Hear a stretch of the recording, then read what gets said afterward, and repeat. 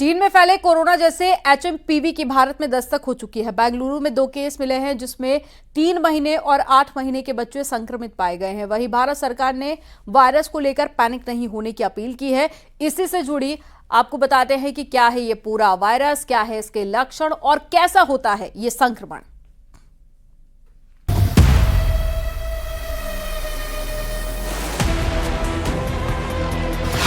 भारत में HMPV virus की entry. Bengaluru में मिले वायरस के केस।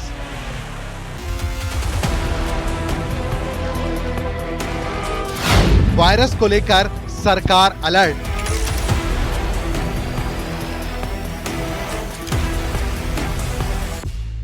चीन में फैले एचएमपीवी वायरस की भारत में भी एंट्री हो गई है। डराने वाली ये खबर बेंगलुरु से सामने आई है, जहां 2 बच्चों में एचएमपीवी वायरस मिला है।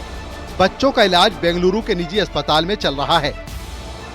ह्यूमन मेटा न्यूमो वायरस यानी एचएमपीवी को लेकर कर्नाटक सरकार एडवाइजरी भी जारी कर चुकी है। तो वहीं केंद्र सरकार ने भी बच्चों में फैलने वाले इस वायरस को लेकर अलर्ट जारी किया है। आखिर क्या है एचएमपीवी वायरस और कैसे लोगों को ये प्रभावित करता है? ह्यूमन मेटा न्यूमो वायरस, जिसे एचएमपीवी के छोटे नाम से भी जाना जाता है, इंसानों की सांस की प्रक्रिया पर प्रभाव डालने वाला वायरस है। सांस से संबंधित दूसरे वायरस की तरह ये भी संक्रमित लोगों के खांसने छींकने के दौरान उनके करीब रहने से फैलता है। ये मुख्य तौर पर बच्चों पर असर डालता है। हालांकि कमजोर प्रतिरोधक क्षमता वाले लोगों और बुजुर्गों पर भी इसका प्रभाव दर्ज किया गया है। इस वायरस की वजह से लोगों को सर्दी, खांसी, बुखार की शिकायत हो सकती है। करें तो उसी तरह के लक्षण होते हैं जैसे कॉमन कोल्ड के अंदर होते हैं, जैसे कफ का होना, कोल्ड का होना, सोर थ्रोट होना, बुखार होना। और इसके फैलने की बात करें, ट्रांसमिशन की बात करें, तो क्योंकि ये भी एक ड्रॉपलेट इन्फेक्शन है, तो अगर कोई संक्रमित व्यक्ति है तो दूसरे को वो संक्रमण दे सकता है। मुख्य रूप से देखा जाए तो ये नया वायरस बच्चों को अपनी चपेट में लेता है, खासकर उन बच्चों को जिन्हें निमोनिया जैसी बीमारी है। सर्दी के मौसम में ये वायरल तेजी से फैलता है, इसीलिए बच्चों की हेल्थ को लेकर ज्यादा ध्यान रखने की जरूरत है। जो इस तरह के फ्लू लाइक सिम्टम्स की जो बीमारियां होती है, उनके केसेस में कोई अनएक्सपेक्टेड या ऐसा कोई सर्ज देखने में नजर नहीं आ रहा, तो लगता नहीं कि ऐसी कोई चिंता की बात है फिलहाल देश के अंदर। बाकी गवर्नमेंट का अपने लेवल पे सर्वे करते रहे, अपने ओर से प्रिकॉशंस रखते रहे, और लोगों को ये सलाह है कि जो प्रिकॉशंस अपने नॉर्मली कोविड के टाइम में रखे गए थे वो आज भी रखना। दूसरी ओर WHO ने चीन के इस नए वायरस पर चुप्पी साध रखी है। तो वहीं स्वास्थ्य सेवा महानिदेशालय के अधिकारी डॉक्टर अतुल गोयल ने कहा कि चीन में एचएमपीवी के प्रसार को लेकर घबराने की जरूरत नहीं है। उन्होंने सभी सांस संबंधी संक्रमणों के मामलों में सावधानी बरतने का सुझाव दिया है। हमें ऐसा नहीं लगता इन द सेंस कि यहाँ पे मेटान्यूमो वायरस एक नॉर्मल रेस्पिरेटरी वायरस है जो जुकाम जैसी बीमारी करता है, या कुछ लोगों में फ्लू जैसे सिम्टम्स हो सकते हैं, खासकर जो बहुत बूढ़े लोग हैं या बहुत 1 साल से कम उम्र के बच्चे हैं। लेकिन ऐसी कोई सीरियस बीमारी नहीं है जिससे चिंता करने की जरूरत है। इन दिनों, सर्दी के दिनों में रेस्पिरेटरी वायरस इन्फेक्शंस होते हैं और हमारे हॉस्पिटल्स और इंस्टीट्यूशंस इनको हैंडल करने के लिए तैयार हैं। आपको बता दें कि चीन के कई इलाकों में अघोषित इमरजेंसी लग चुकी है। अस्पतालों को अलर्ट जारी हो चुका है।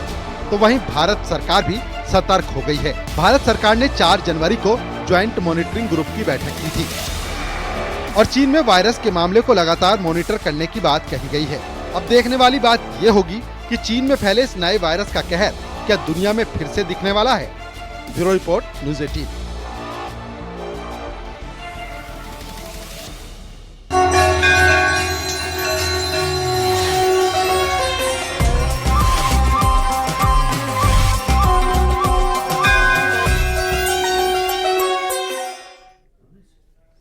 महाकुंभ की भव्य तस्वीरें श्रद्धालुओं को लुभा रही हैं। संगम तट ही नहीं, प्रयागराज के हर पड़ाव पर आस्था की झलक दिख रही है।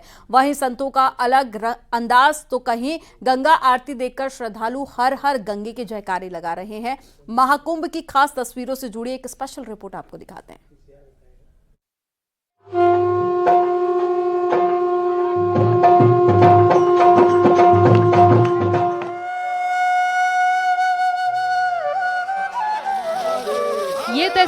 आपको आस्था और भक्ति के रंग से सराबोर कर देंगी। सर्दी का जरा भी एहसास नहीं होगा। प्रयागराज में महाकुंभ का ये दृश्य शंभू पंचायती अखाड़ा के नागा साधु प्रमोद गिरी का है। उन्होंने 3 जनवरी से 21 दिनों का व्रत ले रखा है। ब्रह्म मुहूर्त में तड़के 4 बजे गंगा जल से स्नान कर रहे हैं। मिट्टी के घड़े से भक्त उन पर जल गिराते रहते हैं। रोजाना 2 मिट्टी के घड़ों में जल बढ़ता रहता है और इस प्रकार अब तक 58 घड़ों में जल भरकर वो स्नान कर रहे हैं। 24 जनवरी को 21 दिन पूरे होने पर 108 घड़ों का जल हो जाएगा। उनका कहना है कि विश्व शांति के लिए ये व्रत लिया है।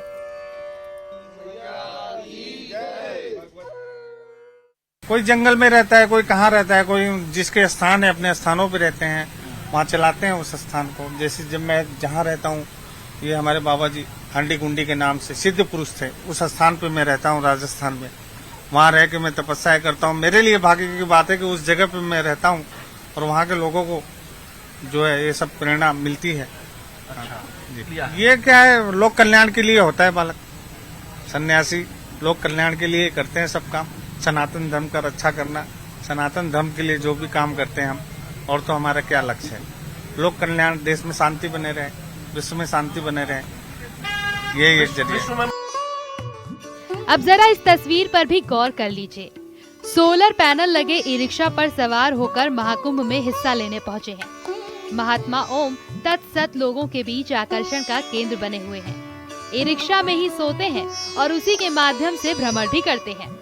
बाबा का दावा है कि 1990 के आसपास उन्हें डॉक्टरों ने कहा कि उनके लीवर में कैंसर है, जो 4थी स्टेज पर है और अब अधिक से अधिक वो 2 महीने ही जी पाएंगे।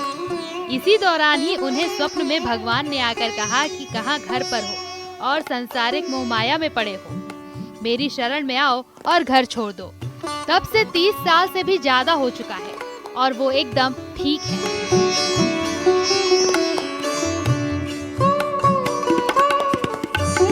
3 फीट का चौड़ाई है। सोते कैसे हैं महाराज जी? इसमें भीतर लंबा है, हम जितना चाहिए, हमें 6 फीट के लगभग हैं, तो इसमें 1 फीट बच ही जाता है।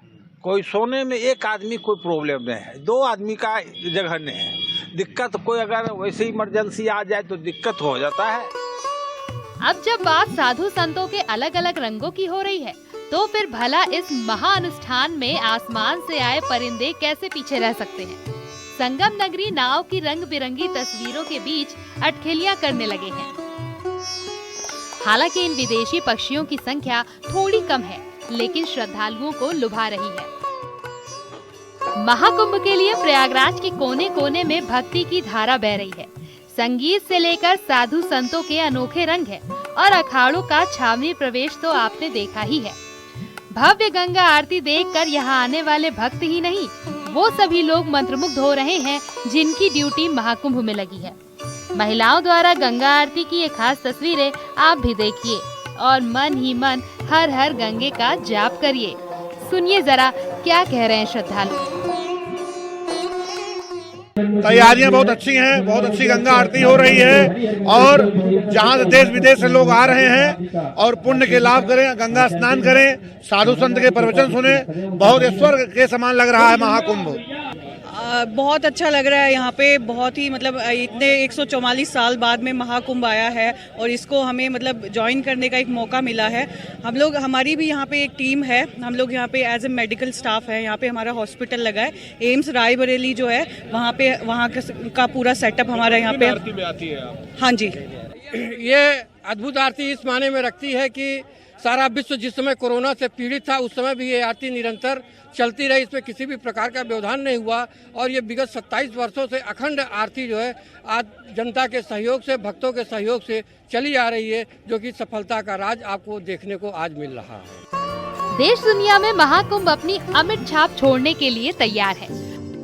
भक्ति और संत समागम के इस अद्भुत संयोग पर संगम में डुबकी लगाने के लिए आप क्या सोच रहे हैं? फिलहाल न्यूज़ 18 पर तस्वीरें देखिए और इंतजार कीजिए उस पल का जब 13 जनवरी को महाकुंभ की औपचारिक शुरुआत हो जाएगी। Bureau report, news 18।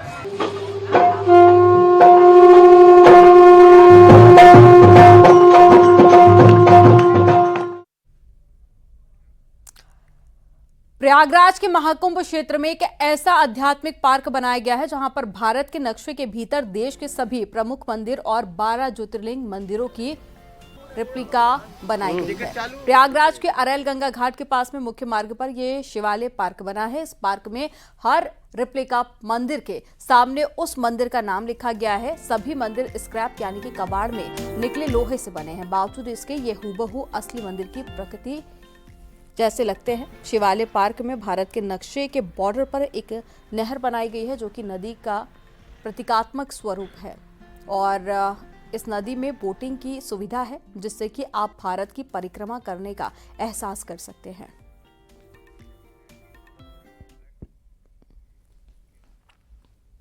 Prayagraj Mahakumbh में सन्यासियों के आनंद अखाड़े की पेशवाई यानी कि छावनी प्रवेश शोभा यात्रा निकाली गई। ये शोभा यात्रा शहर के अल्लापुर इलाके से शुरू होकर कई रास्तों से होते हुए महाकुंभ क्षेत्र में दाखिल हुई। शोभा यात्रा में वैसे तो हजारों की संख्या में संत महात्मा शामिल थे, लेकिन खास आकर्षण का केंद्र नागा सन्यासी थे।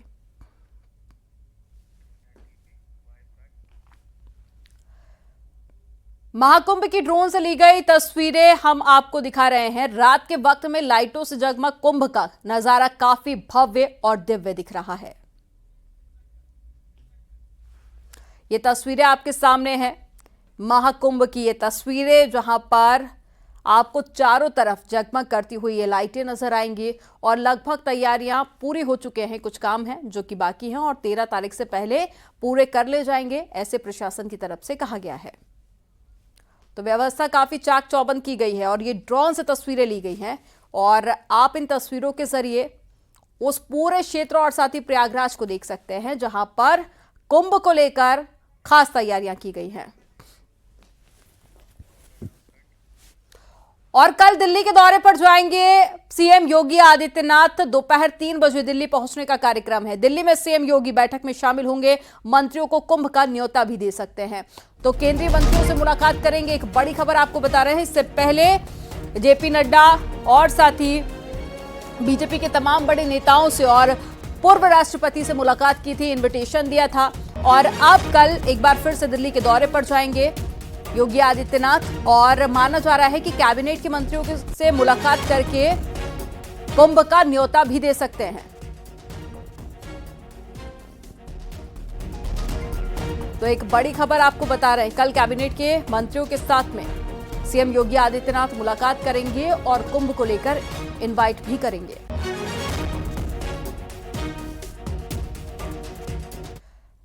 संभल में खग्गूसराय का कार्तिकेश्वर भगवान मंदिर की पेंटिंग की गई है। अब मंदिर भगवा कलर में नजर आ रहा है। 40 साल बाद भी मंदिर की पेंटिंग प्रशासन ने करवाई है और ये तस्वीरें आप देखिए जहां पर पूरे मंदिर को भगवा रंग में रंग दिया गया है।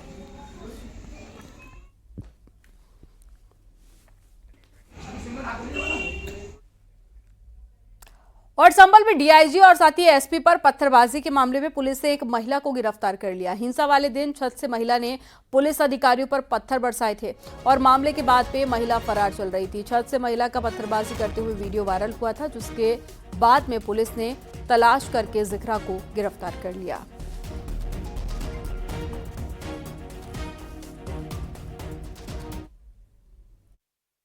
चौबीस नवंबर को जो हिंसा हुई थी उसमें करीबन 12 बजे के आसपास 24 नवंबर को ही जब पुलिस उपद्रवियों को खदेड़ रही थी तो हिंदूपुरा खेड़ा क्षेत्र में छत से एक महिला द्वारा काफ़ी मात्रा में पथराव किया गया था। उसका वीडियो बनाया गया था, उसके बाद में उनको चिन्हित किया गया था, लेकिन वो महिला करीबन 1 महीने तक इधर उधर भागती रही। उसको पुलिस द्वारा कल गिरफ्तार किया गया है और उसको आज जेल भेजा जा रहा है। ये हिंदूपुरा खेड़ा क्षेत्र की रहने वाली है। गिरफ्तार किया गया है? इसकी गिरफ्तारी यहीं थाना असमौली क्षेत्र में अपने रिश्तेदारों के यहाँ पे रह रही थी, जगह बदल बदल के रह रही थी, उसको गिरफ्तार किया, जेल भेजा जा रहा है।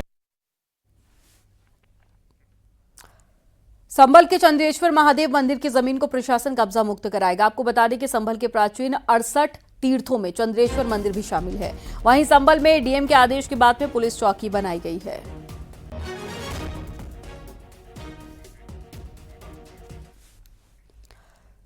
महाकुंभ के दौरान करीब 45 दिनों तक बाबा विश्वनाथ की 5 पहर की आरती और भोग के समय में बदलाव किया गया है। सोमवार, पूर्णिमा और महाशिवरात्रि को छोड़कर ब्रह्म मुहूर्त में होने वाली मंगला आरती का समय 15 मिनट तो रात में होने वाली शयन आरती का समय आधे घंटे पहले हो गया है। श्री काशी विश्वनाथ मंदिर प्रशासन ने महाकुंभ के दौरान बाबा की भोग आरती की समय सारणी जारी की है। विश्वनाथ मंदिर में भी दिखाई देगा। 45 दिनों तक मंदिर में भोग और आरती और पूजा का समय बदला गया है और इसमें बदलाव के लिए खुद मंदिर प्रशासन ने नया जो समय सारणी है वो भी जारी कर दिया है। इस वक्त मैं काशी विश्वनाथ मंदिर पे हूँ, जहाँ आप ये देखिए कि नए साल से ही जो भक्तों की भीड़ है वो लगातार आ रही है, लेकिन अब कुंभ को लेकर इस समय में बदलाव किया गया है। तो 45 दिनों तक बाबा के 5 पहर की जो आरती और भोग का समय है वो बदला गया है। सोमवार, पूर्णिमा और महाशिवरात्रि को छोड़कर ब्रह्म मुहूर्त में होने वाली मंगला आरती का समय भी 15 मिनट तो शयन आरती का समय भी आधे घंटे पहले कर दिया गया है। यानी कि एक तरीके से कह सकते हैं कि बाबा अब और तड़के यानी कि और सुबह जल्दी जगेंगे और जल्दी सो भी जाएंगे, क्योंकि जो समय सारणी है उसके हिसाब से 13 जनवरी से 26 फरवरी के बीच सोमवार, पूर्णिमा, महाशिवरात्रि को छोड़कर अन्य सभी दिनों में बाबा की मंगला आरती भोर में 2:45 पर, तो मध्याह्न भोग आरती 11:35 पर, सप्तऋषि आरती शाम 7 बजे और श्रृंगार भोग आरती रात 8:45 पर और शयन आरती रात 10:30 बजे से होगी। इस अवधि में पड़ने वाले सोमवारों को यानी कि 20 व 27 जनवरी और 3, 10, 17 व 24 फरवरी को मंगला आरती, मध्याह्न भोग आरती का समय तो वही रहेगा, लेकिन श्रृंगार भोग आरती 15 मिनट देरी से यानी कि रात 9 बजे और शयन आरती 10:45 में हुआ करेगी। तो ये बड़ा बदलाव किया गया है और ये जो काशी विश्वनाथ मंदिर में अगले 45 दिनों तक ये नई समय सारणी ही लागू रहेगी। तो अगर आपको भी काशी विश्वनाथ मंदिर में दर्शन करने आना है और किसी आरती में शामिल होना है तो इस नए समय सारणी के हिसाब से ही आपको यहाँ पर आरती देखने को मिलेगी। भोग आरती और पूजा भी इसी समय में अगले 45 दिन यानी कि महाकुंभ तक यही समय पर सारी पूजा पाठ और भोग आरती होगी। पंकज सिन्हा के साथ उपेंद्र न्यूज़ 18 वाराणसी। कन्नौज में लव जिहाद का मामला सामने आया। यहां करीब 9 साल पहले फरमान ने अजय चौहान बनकर युवती को प्रेमजाल में फंसाया और फिर भागकर शादी कर ली। शादी के बाद में जब भेद खुला तो पति बने अजय ने युवती को प्रताड़ित करना शुरू कर दिया और इसी बीच में उसने 2 बेटियों को भी जन्म दिया। इसी तरह से 9 साल बाद उसके चंगुल से छूटकर भागी महिला ने एसपी से न्याय की गुहार लगाई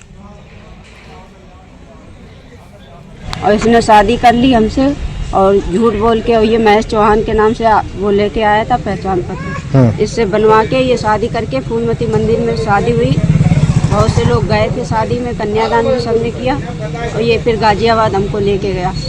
गाजियाबाद में लेके गया इसने, वहाँ हमको जब मालूम पड़ा कि ये मुसलमान है तो ये अपने गाँव लेके गया। पहाड़ों पर सफेद चादर बिछ गई है। उत्तराखंड से लेकर कश्मीर तक हो रही जबरदस्त बर्फबारी, जहां एक और बर्फबारी से लोग परेशान हैं तो वहीं सैलानी बर्फ का मजा ले रहे हैं।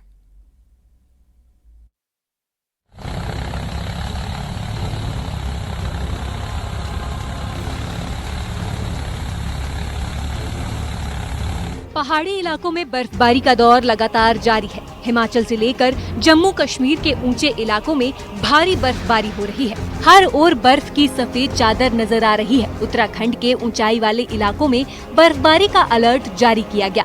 हिमाचल और कश्मीर के ऊंचाई वाले इलाकों में बर्फबारी की बात की जाए तो जम्मू और कश्मीर की डल झील इलाकों में लगातार बर्फबारी हो रही है। डल झील घूमने आए पर्यटकों के चेहरों पर खुशी अलग ही देखी जा रही है। रुई की फाहे जैसी बर्फ के साथ सैलानियों की मस्ती जारी है। कश्मीर की वादी में सैलानी खूब मजे करते दिखाई दे रहे हैं। श्रीनगर के बाकी इलाकों में भी लगातार भीषण बर्फबारी हो रही है और कई लोगों के रास्ते में फंसे होने की भी खबर है। सड़कों पर कई फीट तक बर्फ की मोटी परत जम चुकी है। रास्ता खोलने का काम जारी है। मशीनों की मदद से सड़कों पर जमी बर्फ को हटाया जा रहा है।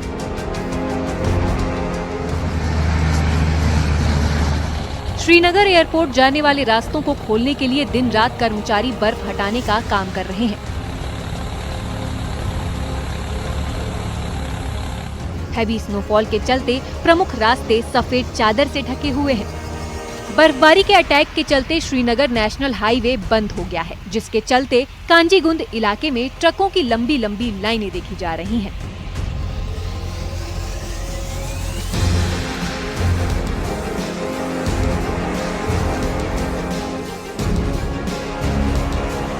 पूंछ में भी लगातार बर्फबारी का दौर जारी है। सफेद बर्फबारी ने पूरा जनजीवन ठप किया हुआ है। पहाड़ी इलाके सफेद चादर में ढके हुए हैं। स्थानीय लोगों को भारी बर्फबारी से परेशानियों का भी सामना करना पड़ रहा है।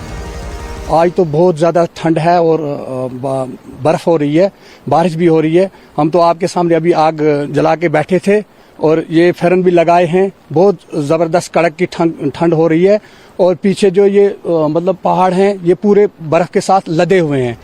बात हिमाचल की करें तो हिमाचल के लाहौल स्पीति में भी लगातार भारी बर्फबारी हो रही है। मौसम विभाग ने प्रदेश के बाकी ऊपरी इलाकों में भी बर्फबारी की संभावना जताई है। 7 जनवरी तक अलर्ट जारी किया गया है। बर्फबारी के चलते हिमाचल के पहाड़ों में शीतलहर से जनजीवन मानो रुक सा गया है। तापमान में लगातार भारी गिरावट देखी जा रही है। Bureau report, news 18।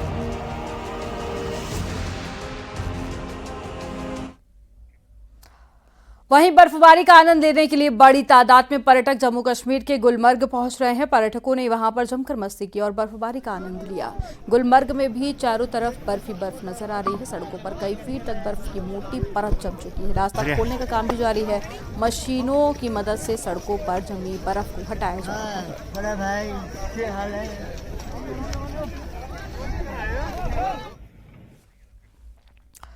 Jammu Kashmir के शोपिया की जो तस्वीर सामने आई है वो हैरान करने वाली है।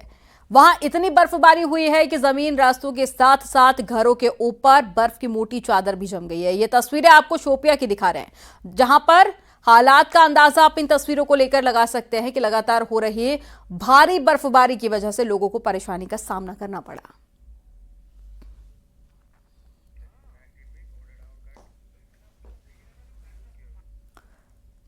जम्मू कश्मीर के पुंछ में भी लगातार बर्फबारी के बाद में तापमान माइनस में जा चुका है। पहाड़ सफेद बर्फ से ढक चुके हैं। बर्फीले पहाड़ों ने सैलानियों के चेहरे खिला दिए हैं। सुबह के वक्त हुई बर्फबारी के बाद में लोग घरों में कैद दिखाई दे रहे हैं।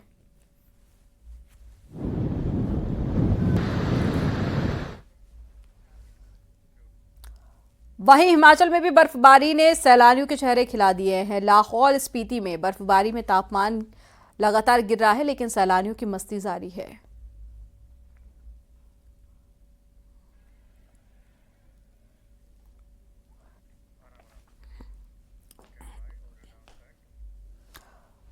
और उधर उत्तराखंड के पहाड़ों में भी जमकर बर्फबारी हो रही है। औली इन दिनों सैलानियों से गुलजार है। औली झील से लेकर गोरसो बुग्याल तक सैलानियों की भारी भीड़ है और पिछले कुछ दिनों से रुक रुक कर यहां पर बर्फबारी हो रही है। साथ ही सैलानियों की छुट्टियों में 4 चांद लगा दिए गए हैं।